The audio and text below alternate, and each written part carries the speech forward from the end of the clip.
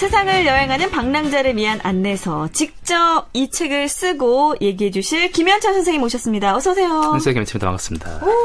네. 요즘에 마음의 상처를 갖고 사는 분들 참 많다고 하잖아요. 네. 환자 수를 비교해 보면 진료하신 지 이제 16년? 17년 됐다고 네네. 하시니까 과거와 현재를 비교해 봤을 때 어때요?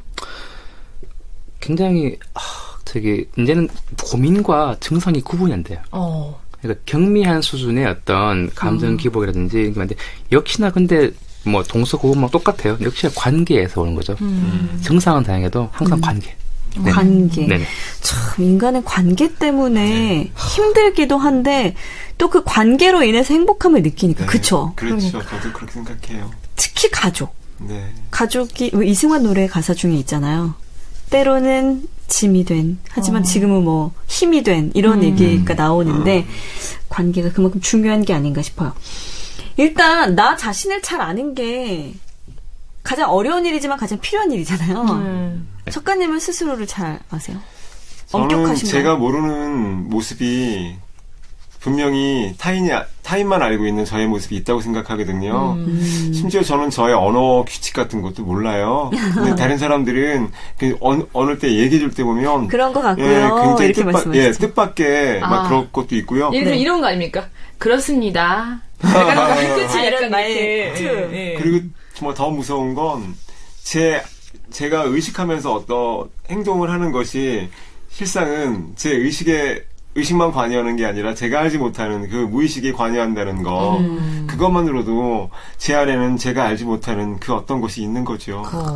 제가 예전에 어디 신문에 칼럼을 썼거든요. 그래서 제 자신에 대해 쓰면서 소크라테스가 너 자신을 알라고 한 말이 나에게 너무 버겁다라는 얘기를 쓴 적이 있는데 정말 정확한 통찰이죠. 네. 원래 제가 항상 저한테 질문 중에 압도적으로 연애가 더 많이 와요. 연애 고민. 네. 그래서 이 남자 막 이거 다 웬만하면 또 이거 깨톡 보여주면서 이 남자 이렇게 오는데 쭉 오는데 어떤 마음일까요? 제가 우리 마음도 모르는데 이 사람 어떻게 할리? 어머 그러면 다시 안 올 것 같은데 그 환자가. 계속 옵니다. 그래요? 네. 왜 아직도 자기 마음 모르나 보네. 병원이 집 가까워서. 근데 농담이고요. 자, 이런 거 사실은 그거예요. 뭐냐면 아까 말씀하셨는데 사실은 know yourself 필요하다고요. feel yourself예요. 나를 느껴야 돼요? 내 느끼는 동작이 내 감정을 우리가 알 수 있잖아요.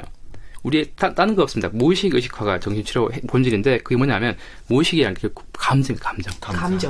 내 감정이 뭐지? 아까 딴 얘기했지만 어떤 분은 내가 너무 죄책감 근데 사실은 그 죄책감마저도 본질이라 썼어요. 사실은 분노를 썼어요. 분노를 죄책감으로 덮은 거죠. 이런 식으로 본인의 감정을 느끼는 것 자체가 자존감이 알파랑 오메가라고 말씀드립니다. 네. 알겠습니다. 자, 이번에는 책 속에서 또 어떤 고민을 가지고 선생님을 찾아왔는지 그 얘기를 한번 들어볼게요.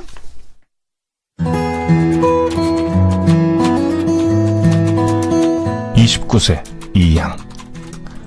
몇 년째 공무원 시험 준비 중이다.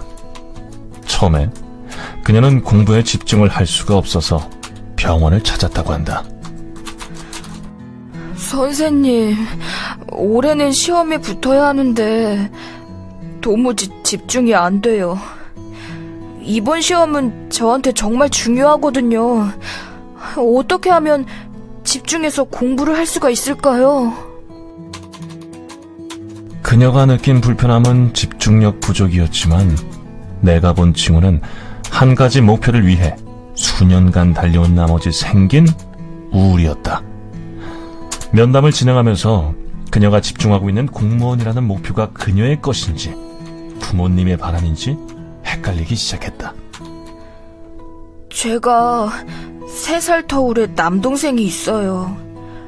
그 아이는 처음에 태어날 때부터 모든 것을 다 갖추고 태어났죠.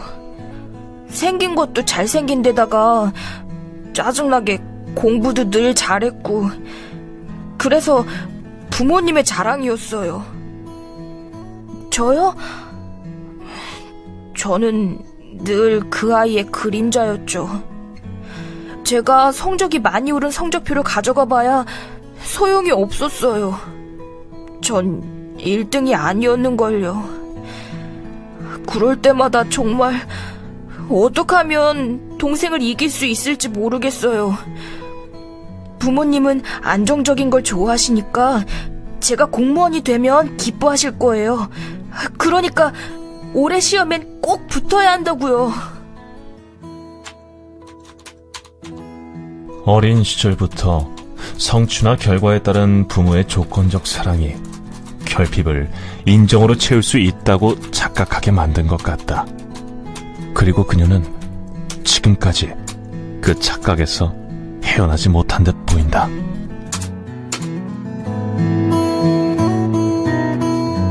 뭐 그 누구도 고민이 없이 사는 사람이 있겠냐마는 요즘 이제 하나 씨나 제 또래 주위에 특히 뭐 미래에 대한 걱정으로 사는 분들이 참 많죠. 그쵸. 예, 아무래도 이 일반 친구들 같은 경우에는 취업 취업도 때문에 그렇고. 힘들어하기도 하고요. 지금 또 개그맨 친구들 같은 경우에는 빨리 방송을 해야 되는데 못하는 후배들도 몇 년씩 지금 못 나오고 있는 후배들도 굉장히 많거든요. 네. 예, 항상 불안해하죠. 또 예. 영일 씨나 안나 씨 같은 경우는 또 대박을 터뜨려야 되는데 아니, 저는 안 해도 돼요. 네, 저는 그냥 아주 먹고 사는 것만 하면 되는지 저는 대박 안 터뜨려도 돼요. 진짜? 근데 자꾸 옆에서 하나 해야지. 그럴 때마다 인중을 빡! 제 인중은 치지 말아주세요. 아, 영희 씨랑 그런 부분에서는 조금 다르다. 예. 영희 씨는 약간 어떤 일이 막 없어지거나 그러는 것에 대해서. 일이 없어지면 불안하긴 하죠. 왜냐면은, 그게 이제, 제가 가장이니까 불안하긴 한데요. 네. 그냥 저는 뭐 주인공이 아니어도 상관없이 그냥 옆에서 서포트 하면서 어차피 받는 돈은 다 똑같습니다. 편하게 가도 나는 되는 약간 그런 스타일이거든요. 예, 그러니까 감독님 분들께서도 뭐 작은 역할이라도 또 좋으니까 그냥 불러주세요. 갑자기 왜 스스로 홍보를. 셀프 홍보를. 좋습니다. 예. 아니, 이 작가님께서는 아무래도 정말 연령대별로 강연을 많이 다니시기 때문에 네. 다양한 세대 간의 고민을 들으실 것 같아요. 제가 기억나는 것 중엔 청년들 중에서 그 취업 문제 때문에 슬퍼하는 네. 청년들을 많이 봤는데요. 심지어 눈물도 글썽입니다. 근데 더 슬펐던 건 어떤 말을 들을 때였냐면 자기가 원하는 일이 뭔지를 모르겠대요. 그런 청년들이 굉장히 많았어요. 아예 목표와 꿈이 뭔지 모를 때. 예, 뭐 자기가 정말 뭘 좋아하는지 그걸 모르겠다고 말하는 청년들이 많았어요. 네. 그게 더 슬펐고 아마 그것이 어쩌면 우리나라 교육 에서 생긴 문제들이 아닌가 싶어요. 워낙 주입식으로 받다 보니까 네, 그런 거. 너무 자유로워졌을 네. 때 진짜 내가 원하는 건 뭔지 그런 고민으로 선생님을 찾는 분들도 계실 것 같아요. 그죠? 그러니까 방금 말씀하신 거에 동감하는데 항상 우리가 꿈이 뭐냐고 물어보잖아요. 네. 근데 언제부턴가 저는 꿈이 뭐냐 물으면 당연히 나는 이런 사람이 되겠다, 저런 사람이 되겠다가 돼야 되는데 직업이 나와요, 직업이. 왜 꿈이 직업이 언제부터 되는지 모르겠어요. 오, 장래 희망 이렇게. 네. 당연히나요. 나는 뭐 당당한 사람이 되겠다라든지 이런 식이 돼야 되는데 오. 맞잖아요. 근데 왜 꼭 하필 직업으로 하는 데야 되는지 이상하잖아요. 네. 그만큼 그리고 참고로 말씀드리면 걱정하시는 분들은 대부분 절대 노후가 보장이 됩니다. 어? 네. 그건 또 무슨 의미예요? 늘 막 미래에 대한 불안하고 이렇잖아요. 네. 불안으로 사는 사람들은 불안하다가 정말 먹고 사는 건 문제 없어요. 대신 늘 불안하다가 죽어요. 그러니까 어떻게 언제 행복해요? 그러니까 흥으로 사는 사람이 있고 네. 불안으로 사는 사람이 있어요. 사실 저는 개인적으로 제 필명 비슷한 게 하루살이인데 저는 사실은 전 내일 인생이 원터치예요. 정말 공감합니다. 네. 심지어 원터치가 안 돼 좋아. 근데 하여튼 하루하루 충만한 게 그게 바로 내 미래잖아요. 오늘이자. 그러니까 결국에는 그게 단데 언젠가부터 아까 말씀하신 대로 맞아요. 이게 저희 의학에서는 에즈이프 퍼스널리티라고요. 뭐냐면 가성인격. 가짜 인격이죠. 껍데기만 있고 내 알맹이가 없는 거예요. 그러니까 실제로 그게 하기 싫은데 들지 마냥 다 따라가니까 막 다 가는 거 아니에요. 그런 거죠. 네. 아니 근데 지금 이 사례를 봤을 때 네. 부모님이 또 남동생만 좋아한다는 그러니까 지금은 많이 없어졌지만 워낙 남아 선호 사상이 있었기 때문에 내가 좋아하는 거 내가 원하는 것보다는 부모님이 좋아할 만한 걸 하면서 계속 이제 그 부모님의 사랑을 받고 받기 싶어 위해서. 하는 근데 제가 아는 언니 중에도 그런 사람이 있거든요. 정말 지금 막 좋은 학교에 나와서 훌륭한 가정을 이끌고 살지만 늘 그게 마음속에 불만이었던 거예요. 내 남동생만 늘 집에서는 먼저였고 그래서 정말 지금까지도 약간 할머니 할아버지를 미워하는 마음이 남아있는 네. 정도로. 제 주변에도 그런 사람이 있고요. 네. 근데 저는 참 좀 저도 두 아이의 부모지만 부모는 자식을 분명히 사랑하는 사람은 맞는 것 같아요. 네. 근데 자식이 행복해지는 법을 가장 잘 아는 사람은 절대로 아니죠. 네. 맞아요. 아니 근데 저 같은 경우에도 이제 언니가 저도 있거든요. 근데 언니가 정말 예쁘고 안나 씨도 예쁜데. 그러니까 저는 그냥 그렇게 생겼는데 언니는 진짜 무슨 남자들이 이제 줄줄이 따라다닐 정도로 너무 예쁘고 네. 무용 전공에 그래요? 박은영 씨랑 네. 갔죠. 무용 전공에 그다음에 공부도 잘하고 음. 그다음에 저기 글래머러스였어요. 아니, 안나 씨보다 더. 아, 그렇죠. 예. 그래서 정말 언니가 인기가 엄청 많고 공부도 잘하고 이제 온 기대를 언니한테 다 이제 한 거야. 그렇죠. 네. 부모님도 그렇고요. 네. 근데 저는 그게 너무 편했거든요. 나에 대한 기대가 야. 난 너무 좋았어요. 예. 그러니까 이성적인 아니, 제가 간만에 본 사람 중에 제일 건강한 것 같았죠. 아, 그게 건강한 거야. 네. 아니, 너무 그게 좋았고 아니 언니는 막 늦게 들어오면 막 쌍꺼풀 터져요. 엄마한테 맞아가지고. 그러니까. 근데 저는 좀 늦게 들어오면 되고 예, 그런 것도 있었어요. 근데 이렇게만 생각할 수 있으면 진짜 고민이 없겠어요. 그러니까요. 그런데 저는 오히려 이제 그래도 정말 웃긴 게 뭐냐 엄마가 말씀하시기 그래요. 근데 예쁜 건 제가 봐도 언니가 더 예쁘니까 네. 왜 나는 이렇게 못생겼어 이러면은 사람은 빨간색과 노란색이 있어. 그럼 똑같이 예쁘잖아. 근데 색깔이 다를 뿐이야. 엄마가 이렇게 얘기를 해서 그런 거구나. 그러는데 엄마가 날 데리고 쌍꺼풀 수술을 시키러 왔어요. 엄마가 나한테 그렇게 얘기를 하고서 제가 볼 때는 모순이 생긴 거죠. 화나님이 약간 이렇게 굉장히 고단수셔요. 그래서 부모님의 그 맞아요. 부적절한 죄책감을 역이용하신 것 같아요. 아니, 그래요. 네. 보통 이런 경우를 두고 이제 멘탈 갑이다. 네, 맞아요. 아무도 저 멘탈을 지배할 수 없다. 그리고 그러게요. 멘탈 감이 또 성숙해요. 네, 아, 좋습니다. 네. 야. 이렇게 부모님이 원하는 것, 부모님의 눈치를 보느라 내 자신을 잃어버린 경우에는 어떻게 하면 좋아요? 독립을 해야 돼요? 제일 타당한 건 그래요. 왜냐면, 그러니까 항상 보면, 아까 말씀 좀 드리자면, 장남, 장녀, 혹은 아니면 뭔가 좀 덜 받았다 해야 되나? 그런 분들은 또 독립하라 하잖아요? 그러면 그렇게 또 특히 모자가 있고 모녀관계 있으면 모녀관계가 특히 더 심해요. 특히 막 또 쉽게 손해하고 잘해줬다가 또 미안했다가 또 또 싸웠다가 반복되는데, 그러면 독립해라 하잖아요. 그러면 독립을 또 못해. 왜 그러냐면, 또 막상 독립하자니, 또 뭔가 또 아쉬운 거예요. 독립해봤잖아요, 안나 씨. 전 바로 나왔죠. 근데 어땠어요? 전 바로 나왔고요. 죄책감 같은 거 없었어요. 없었어요? 네. 하지만 빨리 들어갔지 않습니까, 혹시? 다시 들어갔잖아요, 엄마랑 같이 근데 엄마가 산다면서. 계속 아프다 그러니까 그 핑계고요. 중요한 건 이제 그래서 불편했어요 사실. 그렇죠. 빨리 와 청소할 사람이 그래서 필요했어. 오죽하면 제가 늘 말씀드린 게 오늘도 있는데 김치 얻어 먹을 정도의 거리에서 살아라. 진짜 그게 진짜 최고인 것 같은데. 아니 근데 이제 어떤 친구들은 네. 이렇게 독립하는 게 부모님 배신하는 거다. 그러니까. 약간 섭섭해하실 것 같다. 그리고 부모님 입장에서도 나 이제 혼자 살게요. 그러면 약간 이제 내 품을 떠난다고? 이러면서 어떤 배신이라고 그죠. 생각하는 그거는 경우도 정말 빈둥지 정리 이렇게 하지만 사실은 정신 교과서도 그거는 약간 반반입니다. 그리고 사실 어른들의 세계를 우리가 모르는 게 많습니다. 오히려 자식이 떠나면 오히려 편한 부모도 많습니다. 아, 그래요? 근데 저는 제가 독립하러 나올 때 네. 이제 사실은 고양이를 제가 이제 키웠어요? 입양을 했거든요. 네네. 유기묘를. 네네. 그래서 집에 현재 살고 있는 강아지랑 엄청 싸우는 거예요. 그래서 아. 엄마도 스트레스 받고 다 스트레스 받길래 엄마 그럼 내가 고양이를 데리고 독립을 하겠다. 그랬더니 고양이는 못 버리고 나는 버리니? 부모님 경우는 그렇게 말씀하시더라고요. 근데 막상 또 떨어져 있다 보면 네. 또 어느새 애증이라는 게 결국 이제 상호 의존이기 때문에 네. 역시나 좀 떨어져 있다 보면 또 적절한 어떤 그림이 생겨요. 네. 아니 근데 엄마 강화도로 내려가셨어요. 엄마가 적절히 가까이 있어야 되는데 그래서 제가 네네. 데리고 온 거예요 다시. 근데 하여튼 제 입장은 뭐냐면 이렇게 제가 바라보는 최고의 불효는 저는 순종이라고 봐요. 순종. 순종이 불효라고요? 저는 그렇게 말합니다. 야, 드라마에서 보면 너는 엄마 말이라면 다 따랐지 않니? 라면서 막 그렇죠. 하잖아요. 근데 순종했기 때문에 그 발달이 정체가 되는 거예요. 항상 부모께서 어떤 유명한 정신분석가 말인데 나는 두 가지의 삶을 살았다. 나로서의 삶과 엄마 아빠가 바른 나. 근데 그렇게 순종하다 보면 결국은 계속 정체가 돼요. 상호 의존이 되는 거죠. 네. 그러다 보니까 저는 오죽하면 배신이 필요하다. 근데 이게 배신이 할 수 있다, 심지어는. 네. 아니, 지금 23살에 자녀를 두신 작가님께서 만약에 어느 날 갑자기 큰딸이 네. 독립을 하겠다 선언하면 어떤 감정이 들 것 같으세요?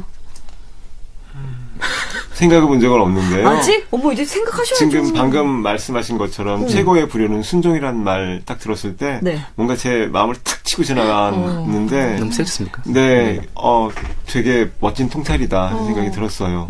네. 그리고 예전에 어떤 강연에서 들은 건데 아버지들이 간섭이 너무 심하면 네. 오히려 자식들이 굉장히 불행해질 수 있다. 그래서 아버지들은 그 강연에서 그런 거예요. 네. 아버지들은 어쩌면 깔끔하게 인생을 정리하는 것도 벌써 정리를 빨리 하네요. 자녀들을 위해서는 우스갯소리를 한 거거든요. 전 그거 한참 웃었어요, 정말. 실제로 유착이 너무 심하면 서로가 허상의 어떤 부채의식이 있기 때문에 그게 또 떨어지다 보면 또 좋은 딱 정리가 되겠습니다. 네. 예. 알겠습니다. 이번에는요, 한 남성분의 상담을 저희가 재미있게 각색을 해봤는데요. 그 사연 들어볼게요.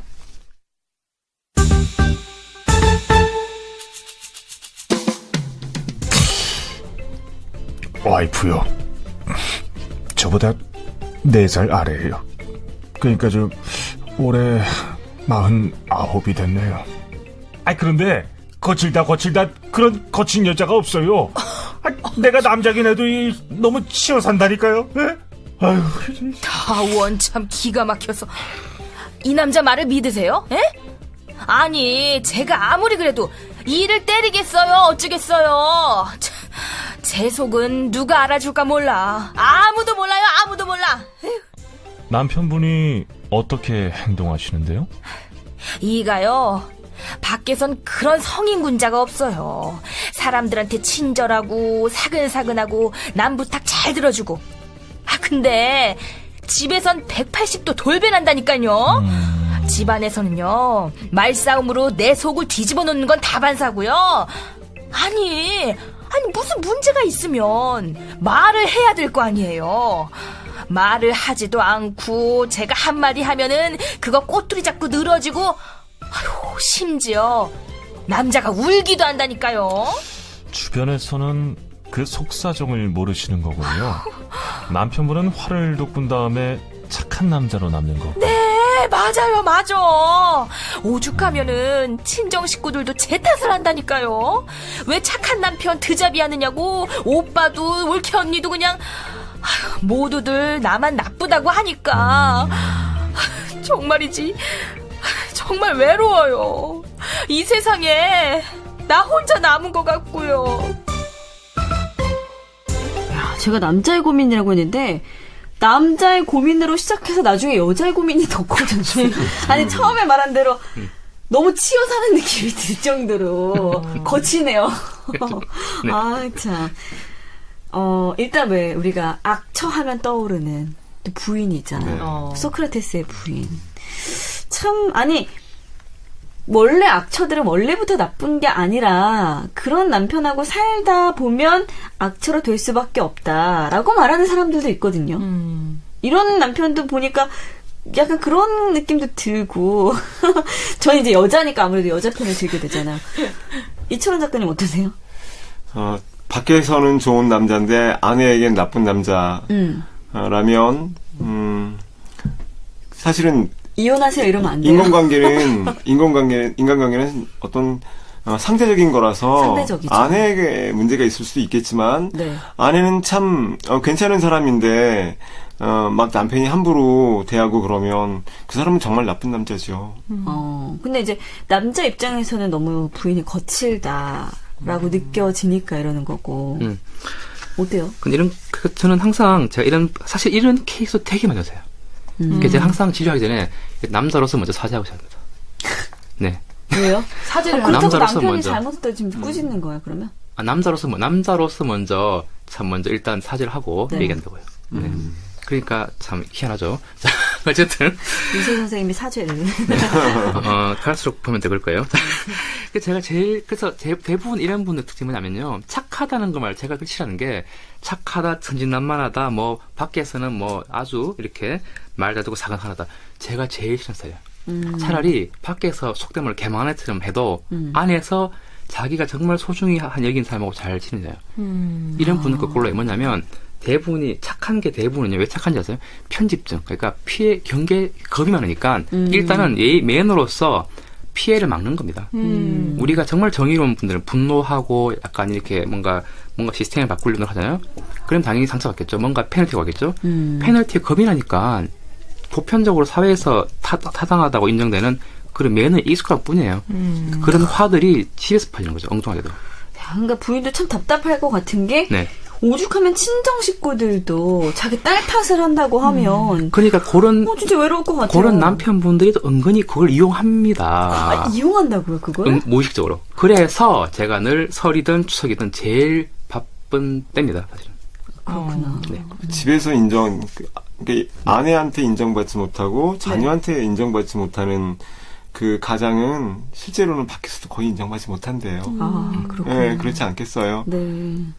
야, 진짜 이럴 때는 어떻게 해결을 해야 되는지.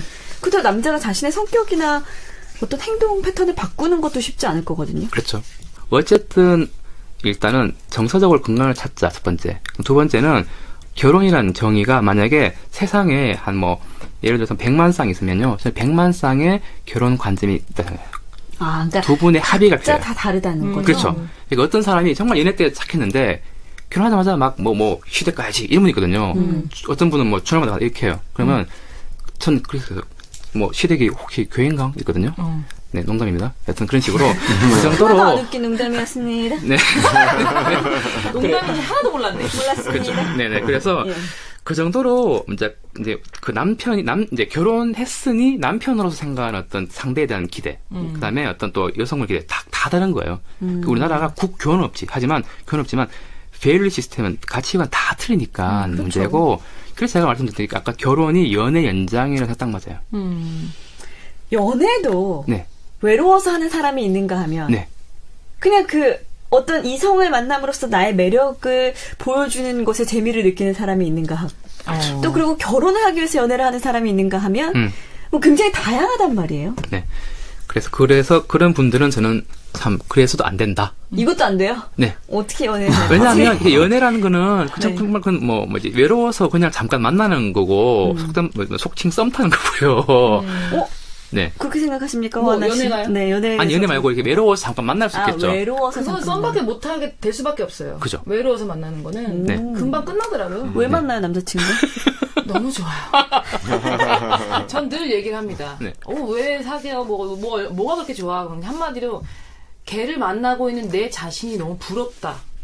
라고 얘기해요. 네. 그 정도로 너무 좋아요. 네. 잘 됐으면 좋겠어요. 그냥 결혼해서 걔가 변하면 안 만나면 되죠. 저는 그냥 그런 생각을 갖고 있어요. 굉장히 좋고. 정말 건강해요 진짜. 너무 좋아. 몸도 건강하고 마음도 건강하고. 네. 그러네. 오래 살겠네요. 덩어리네. 그러니까 연애도 네. 사실은 외로워서 하면 네. 굉장히 심각한 문제가 될 수도 왜냐하면 있고. 그게 이제 결핍이 핵심이니까 결핍이 뿌리면 모든 게 인정 욕구든 뭐든 다 바닷물 같아가지고 네. 그럼 자꾸 이게 바닷물 마시면 더 갈등 심해지듯이 그런 거니까 여하튼 그래서 자신의 맞아요. 그래서 아까 말씀하셨듯이 네. 아까 칼럼스다 했잖아요. 자신을 아는 건 버겁다. 맞아요. 알 수 없어요. 원래 그래요. 그렇고 그러니까. 하지만 나의 감정은 존중하지 최소한. 내 감정을 존중하면 거기서부터 뭐가 시작될 것이다. 네네. 삶의 중심이 내가 돼야 되겠군요. 나의 감정. 네. 나의 감정. 네. 알겠습니다. 자, 이제 마지막 부분까지 왔어요. 저희가 에필로그 부분을 듣고 다시 얘기 나눠볼게요.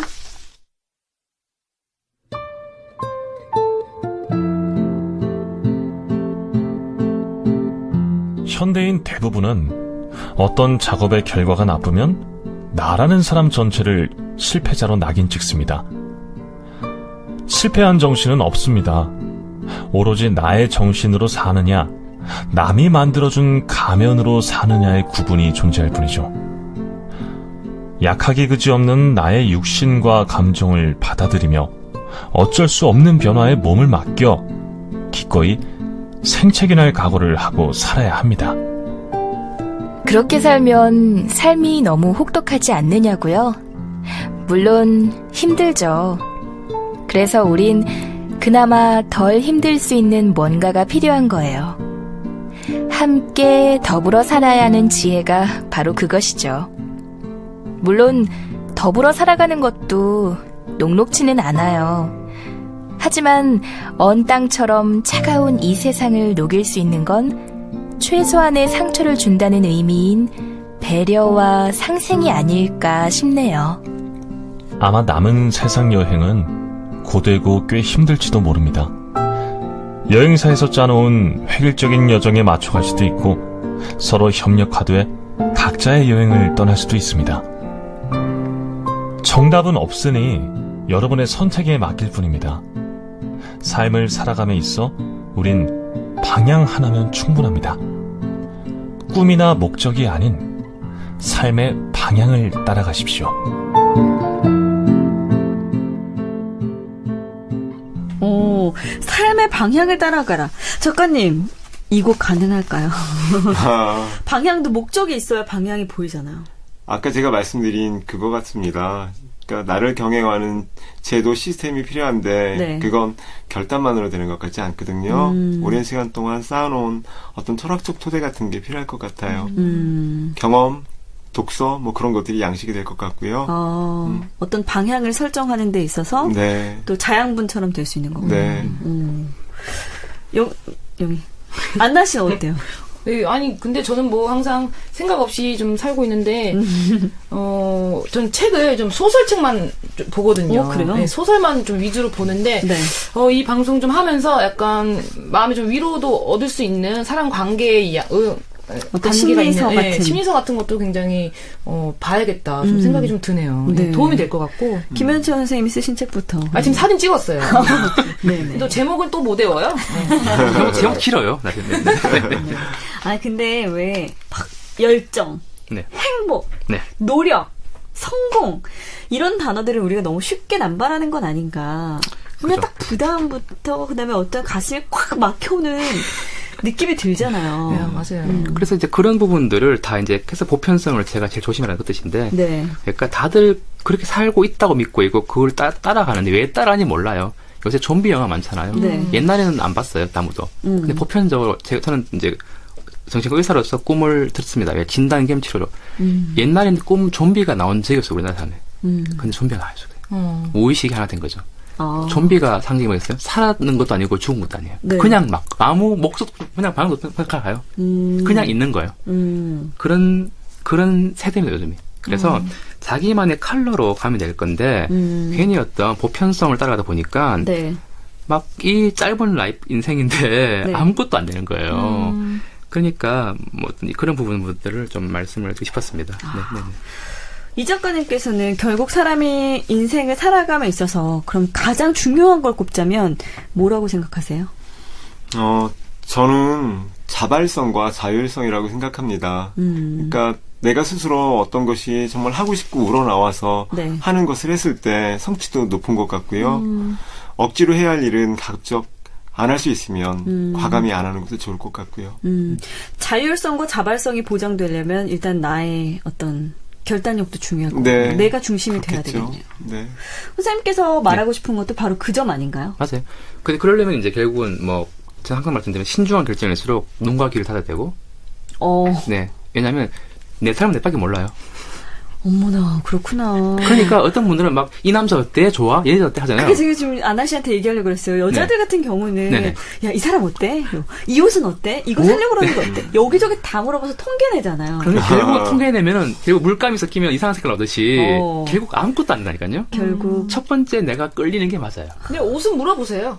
옷은 보기 흉할 수 있으니까. 옷은 남을 남을 의식 안 할 수가 없는 그렇지 거죠. 않았어. 아니, 그래도 근데 이제 뭐 감정 같은 거는. 네, 옷도 사실은 옷이야말로 옷이 쇼핑몰도 그렇고 왜 많겠어요? 결국 스스로의 어떤 기분 전환 내지는 세상을 바라보는 태도를 변화시키는 거니까 뭐든지. 근데 그리고 어차피 여자분들은 자기 살 거 다 정해놔요. 물어봐도 네. 물어보고 또 그냥 안 들어. 답을 정해놓고. 그렇죠. 네. 답좀 넣으라는 말이 네네네네. 비난하는 게 아니야. 그렇구나. 답은 정해져 있어. 너는 말만 해. 그래서 그냥 저는 여기 첫 시간부터 말씀드렸지만 네. 너무 남자도 이 남자 어때? 뭐 이게 뭐 어때? 이렇게 하지 말고 마음이 가면 사귀세요 그냥. 일단 사귀고 사귀고 아니면 헤어지면 되잖아요. 맞아요. 그럼 되죠 뭐. 쿨하다. 맞아요. 네, 그래서 이제 제 인생에 스크래치가 많이 났는데요. 그래서 맞아요. 생채기라고 표현하는 데는 생채기 없는 삶은 없고 생채기 안 나려고 사니까 힘든 겁니다. 네. 네네. 아니 근데 오늘 나의 어떤 느낌, 네. 나의 감정이 가장 최우선시 돼야 된다는 말씀을 해주셨잖아요. 네. 오, 굉장히 와닿았어요. 네. 왜냐하면 나의 감정이 아닌 어떤 그냥 나만 중요시하다 보면 또 너무 개인주의거나 이기주의로 네, 발전할 헷갈리죠. 수도 있거든요. 네. 네. 결국 우유부단해야 되고 그러면서. 네네. 맞아. 근데 나의 감정을 조금 내 마음이 말하는 거에 좀 귀 기울일 필요가 있다라는 생각이 듭니다. 자, 오늘도 함께 해주신 두 분의 한 줄 평 들어볼까요? 스크래치도 좋은 말을 했는데 못하겠네요. 네. 아니, 좋아요. 상처도 뭐 자산이 될 수 상처도 있고. 자산이다. 예, 다 이제 치유는 안 됩니다. 흉터는 남아요. 하지만 뭐 어떻습니까? 뭐 다 아물었는데. 예. 끝. 다시 한번 피는 안 나니까. 아까 다시. 네. 상처도 자산이다. 알겠습니다. 네. 이 작가님께서는요?